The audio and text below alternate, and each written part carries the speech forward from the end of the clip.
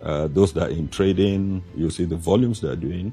Those that are in processing, you see the processes they're going through, and of course, even see the amount of value they're creating in job creation, in value chain. Not just because he's, of course, in the Progressive Party, but he's genuinely passionate about progress.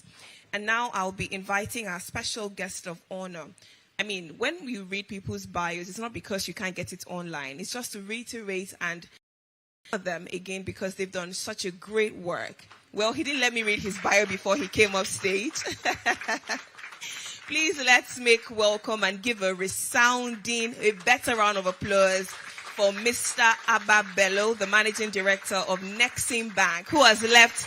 So this week we have the Minister of Regional Development and a couple of others who are going to be here. But for the first time, we have a daytime series. This is not one of the evening sessions. It's a daytime session. And we're debuting that with none other than a experienced banker, a transformer, a change maker, and one that is helping Nigeria with support, technical support and training. Ladies and gentlemen, we have the privilege of having with us here today. Of $1 trillion. We're not going to do it without the involvement of the youth. And I think that's why in the Renewed Hope agenda, the inclusion of youth is a very fundamental that is running now. The youth constitutes something like 70% of our population. And if the youth is not in the productive circles of the economy and value things in the economy, then 1 trillion specifics is going to be difficult because we have we have examples across different value chains, across different sectors of the economy. And if you look at the value of non-oil exports since 2017, it has been on a rising trend. Why? Because we're exporting more value rather than primary products and youth. Severally, you heard, we had a big launch for it at Sheraton Hotel. I think it was in 2021. 2021. We had a big launch for it to tell women that as much as men that are above youth, the traditional owners of businesses in Nigeria, we also have products for you. So we launched a product that is called YF, which means women and youth exit, and the regional markets most especially. Since we have an advantage in Nigeria, they can take advantage of. I think you mentioned the share market, and I wanted to ask, recently the federal government just banned the export of shea butter and all of that. What's your perspective on that? So 5 days ago, I woke up to good news. Good news given that statistics vary between this 40% to some say 60% of global share is in Nigeria. They are wild, but there are a lot of them. When we came on board in 2018, we now noticed that despite the fact that share is a growing global business, and 60, you can take the figure you want, but what that has done is guaranteeing the supply chain for those 4 industrial plants that we have, and at a lower price, because before they were competing with people buying from outside.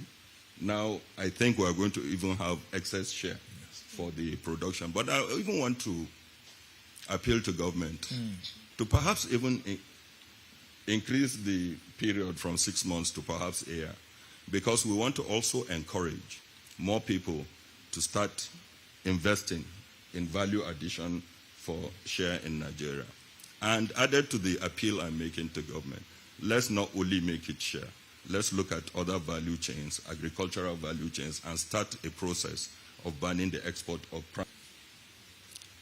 invest where your passion is, whether it's in the agri value chain, agro-processing, in the creative sector. I know a lot of you are very innovative, creative, and have a passion in the creative sector. So I want to generalize it down that the opportunity is in the non-oil value chains. in all value chains, there is nothing that Nigeria has reached its potential. Okay? But for business, is where your passion is that you will excel in. And with the energy, intelligence, and away from these things, right? Is there any way that we are, that Nexim in particular is considering solutions that are tailored to youth-led businesses to afford them the opportunity to get financing without the grand, collateral requirements that, businesses that are already established get? Okay, I think this is a question that is a recurring question. Collateralization has always been a challenge. So, yes, so just like we did the Women and Youth Facility, we also did fees and insurance. Now, again, around the financial services sector today, several agencies and institutions have been created that are doing insurance and guarantees for loans, and it is been created that are doing insurance and guarantees for loans, and it is targeted at SMEs. So those are an option at SMEs. So those are an option. We have other things that we work with state governments to organize in the export value chain. People who are doing the same thing with the help of support from the state governments, communities, and so on, to try and keep everybody within a circle. And we can now be flexible in our financing packages for your financing needs. So over time, we have put in a lot of products that will address the issue of collateralization. For us, collateralization is a backup. What is important is what your business is. If your business is bankable, then we can adjust those requirements for collateralization and see how we can support you to achieve your aspirations. Now, don't forget that with their movable assets to get funding from both commercial banks and DFIs. Okay, thank you. Thank you so much. So I'm going to move away from financing to talk about value addition and industrialization. And I think my first question to you in that regard will be, what makes a product truly export worthy? Because everybody wants to go global. I want to go global. All entrepreneurs, innovators here, farmers, and whatever category they fall, want to scale their businesses on a global scale, right? But what qualities must be checked to make regional markets, whether it is regional markets or the global markets, there are certain standards that have to be met. There is certification and there is packaging. Packaging being that is what attracts the eye. If you are producing to the retail market, to the retail end of the market, then your packaging and branding becomes very important. While that is not financing, those are the soft things that become very important when you are exporting from them. So to the of people that we have. Okay, so honestly, to compete in the global markets, you have to industrialize, and we've recognized that. I think when I started speaking, I spoke about our intention to keep migrating Nigerian exporters from. Don't get up to 10 billion out of it. So over $190 billion of value is exported because we are still exporting beans. And it's like that across all non-oil value chains.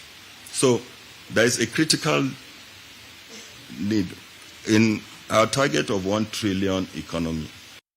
What we have to do is to industrialize.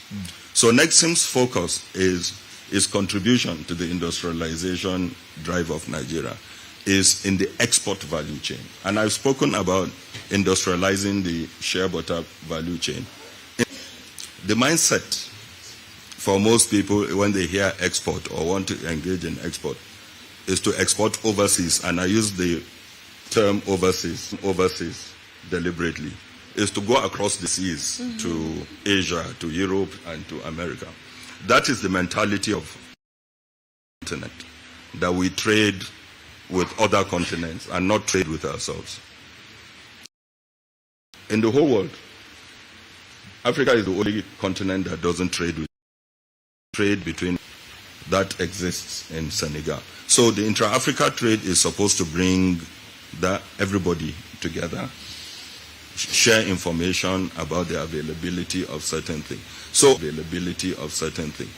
our hope and what we encourage is to get our exporters to look at the African market. Imagine you make plantain chips. You live in Badagry. Your closest market is actually Cotonou, which is across the border. Getting the benefits of export. The economy is not getting the benefit. It's probably recorded as domestic trade, okay, because it's on the ground and things. Well, one of the things, the lowest hanging fruit to get the benefits of export is to shift the exporters now that are trading across the border onto the formal platform. And I think with the coming of AFCFTA and those barriers collapse, that will happen. And we shall see non-oil export and trade, recorded trade with the region increase within the region. It's as good as exporting to what I now term overseas. Thank you so much. And before we move to the audience, because I know lots of people are itching and eager to ask questions, I think my final question to you will be in terms of mentorship and guidance. A lot of young people, so there's a money conversation, but some people don't lack access to money. What they lack is access to mentorship, guidance, and just that support. Is there anything that Nexim is doing in terms of training, mentorship, guidance to just help to also challenge a lot of mindsets and behavioral patterns? So majority of speaking is about building the digs our resources that we should use for lending in doing capacity building. So we decided to do that enlightenment in the palms of everybody. Okay. We facilitated and promoted an export academy that is open and free. Well, for now it's free. For every budding exporter or an existing exporter that wants to get support from Nexim Bank. So for those that are not already in export, get in the value chain, build capacity, understand the businesses before you engage in the business. But you can still come to us for funding and support. Okay, incredible. Thank you so much. Please let's give a round of applause to Mr. Ababelo, a.k.a. Ababi. All right, so we'll take questions from the floor so that we make this as conversational as possible. So I think there's someone moving the microphone around the audience. Yes. And so we'll pick different rounds of questions. We're live on Television Continental, so you can TVC Nigeria, both on the television and on the online channel. So for those who are not here, you can signal to those at home that you believe will benefit. Activists. But today, I became a solution activist. My question is for the two of us, the youth leader as well as my uncle, Ababi. I want to ask, what are we planning to make sure that this program is not just a rhetoric? What is the follow-up we have in mind to make sure that we have testimonies from this group of youths that are here after this program? Thank you very much. Thank you very much. I need a lady. Where's the lady? Her Excellency has a question. We'll take Her Excellency. Lavutra is Africa's premier event tech platform designed to simplify and elevate event planning while showcasing our culture and creativity to the world. Given Nexim Bank's leadership in financing non-oil exports and supporting the creative economy, how can platforms like Lavutra tap into Nexim's support scale, empower SMEs, and extend African events and services to global markets? Are there collaborative pathways where Lavutra can align with Nexim's initiatives to showcase Africa's creativity and services on international platforms, much like you've done for other sectors. You mentioned... I am an exporter myself. Oh, fantastic. Congratulations. And I've been in the industry for 31 years. Hi, Chief Exporter. My name is Chief Chibunna Obawike. I export live ornamental tropical fishes and reptiles. Wow. Now, I was a former president of Association of Ornamental Fish Farmers and Exporters of Nigeria. I was a member of the Presidential Committee on Fisheries and Aquaculture Development in Nigeria in 2003.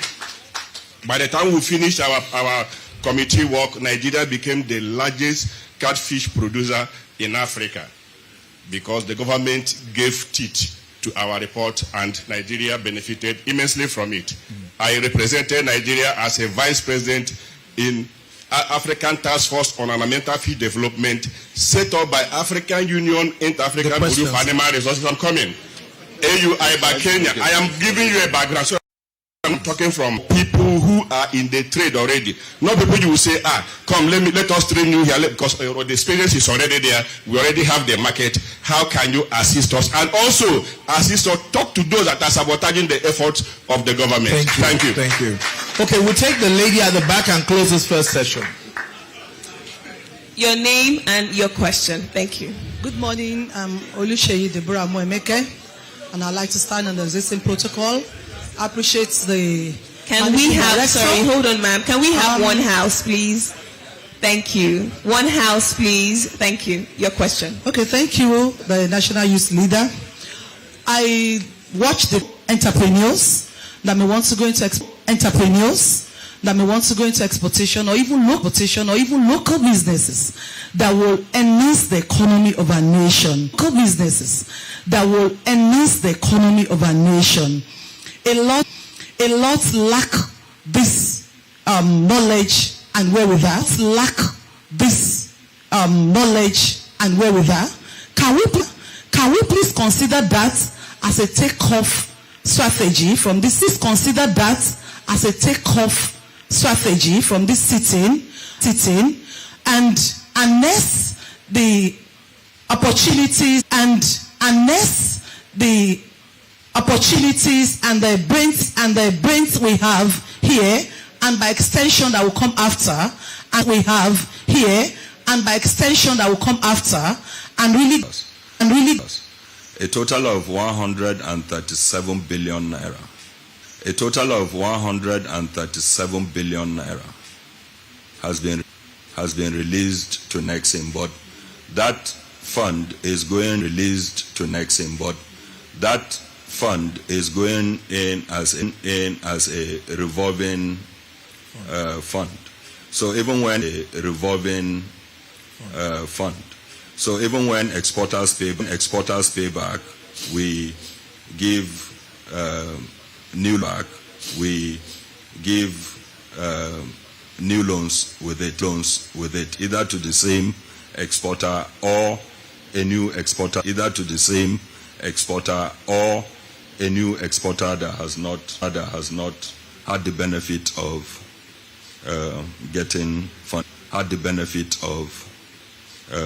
getting funded. So it's a revolving fund, and it's a total of 137.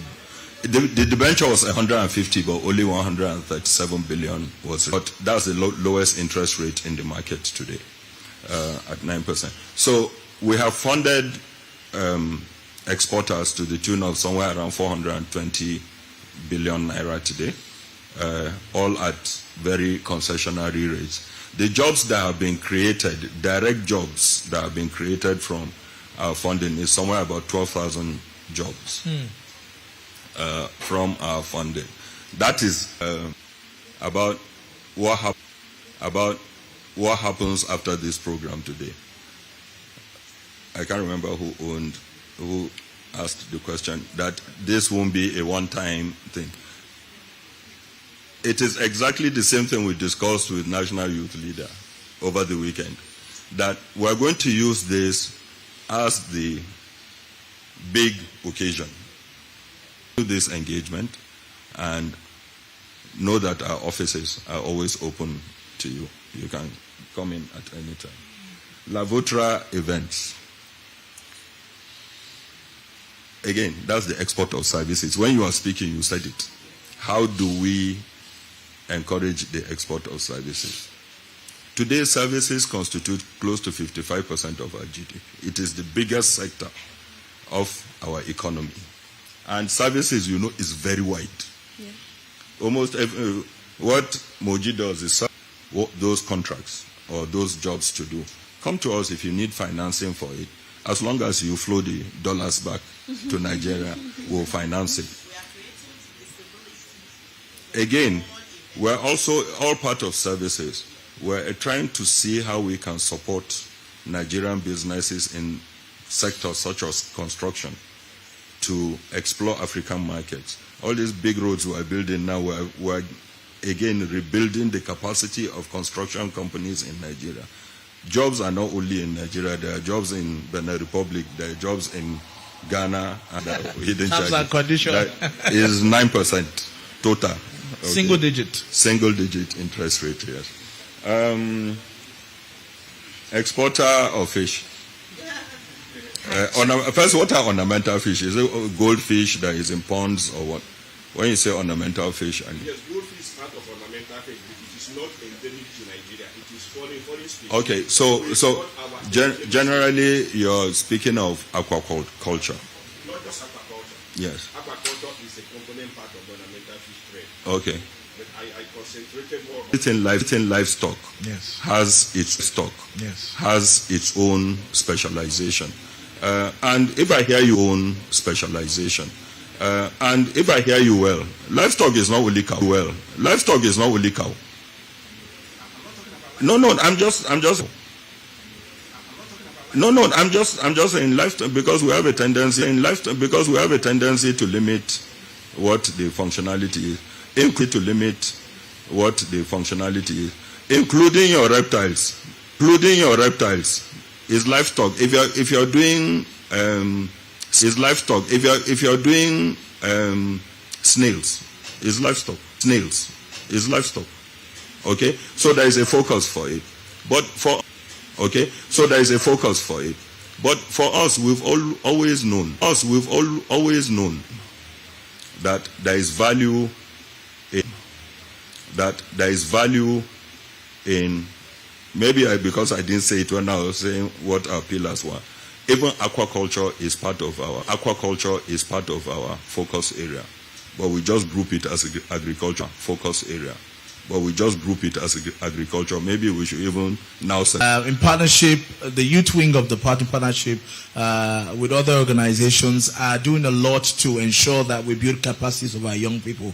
That's part of why we're doing this, because a lot of people complain we can't access this minister, we can't access this government official, we voted for your party, and our platform is to bring policymakers and the citizens together to create a platform for engagement and easy access to policymakers to hear directly from you. I understand a couple of people are in the marquee outside and they also have questions. Either you tell them to bring them here, or you now if you can get them to write their questions down and bring me the questions, yes, we'll take that.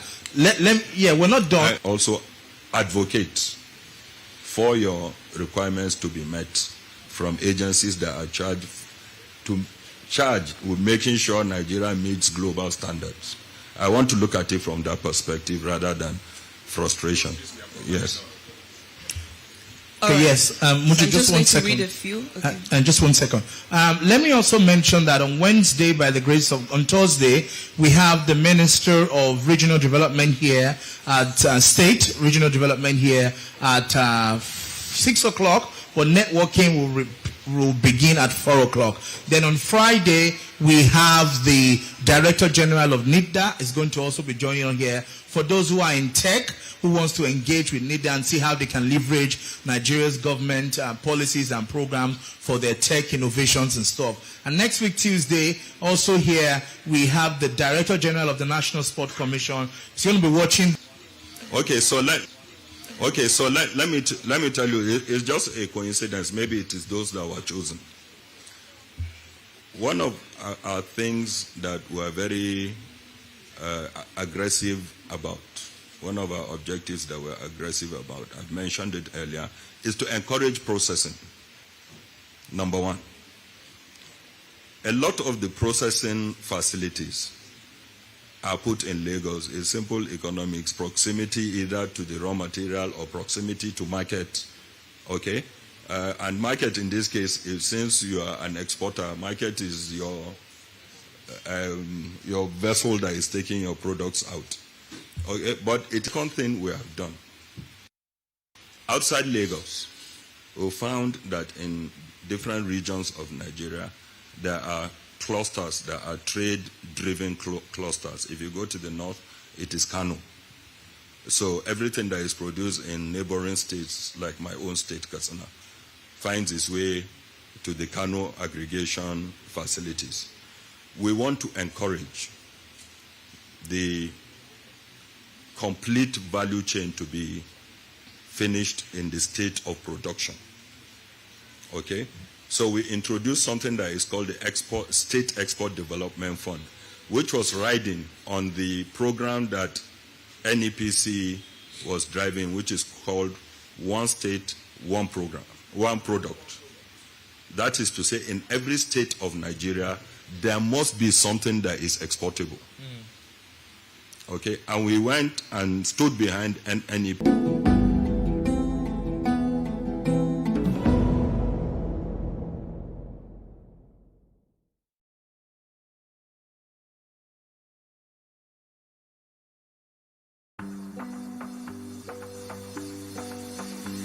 My morning now when they break, me I know they shake, no matter the condition. I fit no carry first.